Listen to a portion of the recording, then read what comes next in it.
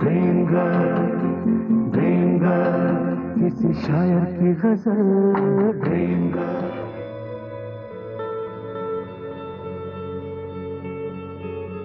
आज क्या बताऊं, क्या खबर दूं, मन भारी है, दिल टूटा हुआ है, पूरा देश गमगीन है। 89 साल की उम्र में धर्मेंद्र का निधन हो गया। कहा जाता है हीरो मरते नहीं, बस पर्दा गिर जाता है। सिनेमा का सूरज ढल गया, आज देश ठहर सा गया है। आज सिनेमा का आसमान काला पड़ गया है। फूल पत्थर से मिला स्टारडम, हीमैन का निधन हो गया।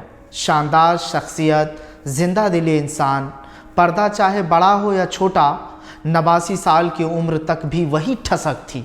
चाल में वही मर्दानगी और बोली ऐसे मानो हर शब्द संवाद की तरह का हो।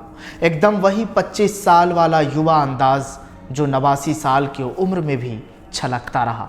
मिट्टी से सने स्कूल के मैदानों से शुरू हुआ उनका सफ़र फिल्मी दुनिया के बड़े बड़े पर्दे तक पहुंचा।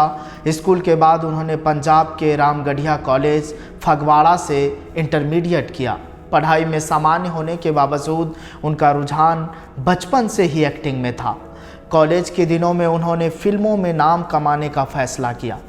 साल 1960 में फिल्म दिल भी तेरा हम भी तेरे से धर्मेंद्र ने बॉलीवुड में कदम रखा और यहीं से उनकी फिल्मी करियर की शुरुआत हुई।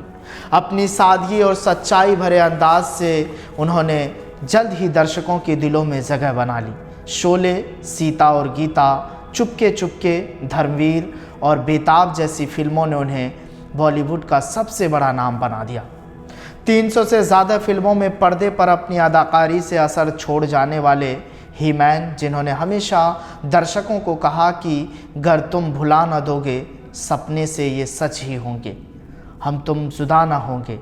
लेकिन अपने 90वें जन्मदिन को मनाने से ठीक पहले ही उन्होंने दर्शकों के दिलों में अपनी यादों का कारवां छोड़कर चले गए। 89 साल की उम्र में भी धर्मेंद्र के चेहरे पर वही चमक थी जो शायद ही किसी के दूसरे स्टार के चेहरे पे देखने को मिलते हैं। उनकी 2 पत्नियां, 6 बच्चे और 13 नाती पोते हैं, लेकिन कोई उनके जैसा कलाकार नहीं। वह हीमैन थे जिनकी आवाज़ जब जब पर्दे पर गूंजी, दर्शकों ने कुर्सी से अपने आप को बांध लिया था।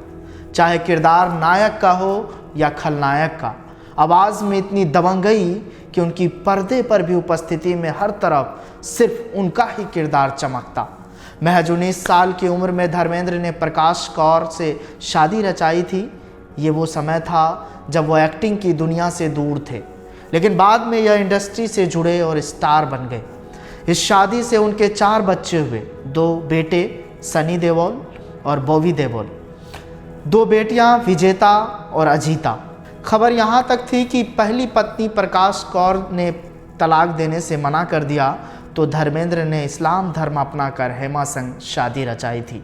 लेकिन 2004 में धर्मेंद्र ने इन अफवाहों को खारिज कर दिया था। हालांकि समय के साथ यह भी बात सुर्खियों में रही कि धर्मेंद्र न तो हेमा के साथ रहते थे न प्रकाश के साथ। वह तो लोनावाला वाले अपने फार्म हाउस पर अकेले रहते थे। वैसे धर्मेंद्र और हेमा मालिनी की शादी से 2 बेटियां हुई, ईर्ष्या और अहाना। धर्मेंद्र सिर्फ 6 बेटे बेटियों के पिता नहीं थे। उम्र के इस पड़ाव पर आते आते उनका घर नाती पोतों से भर गया।